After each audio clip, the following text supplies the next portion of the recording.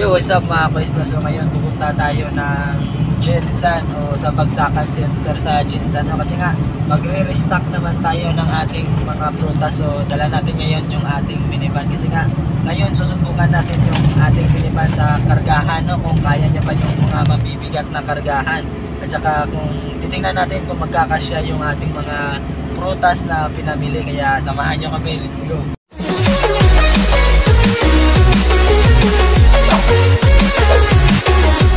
Ang oras nga pala natin ngayon ay alas 3 ng umaga, no? Kasi nga ganitong oras talaga kailangan pumunta, kasi nga ganitong oras marami pa silang stock. Kasi nga kapag medyo may liwanag ka na pumunta doon, so mauubusan ka ng mga stock, no? Kasi nga marami yung mga wholesaler doon, kaya kailangan talaga natin na medyo umaga tayo.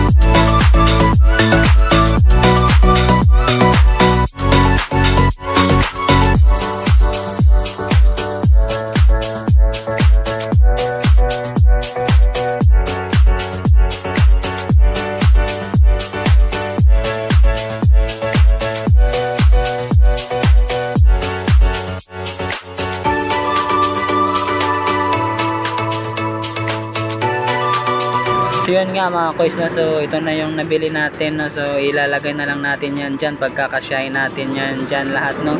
So kulang pa yan, kaya maghahanap pa tayo sa ibang tindahan, no? Para marami tayong madala.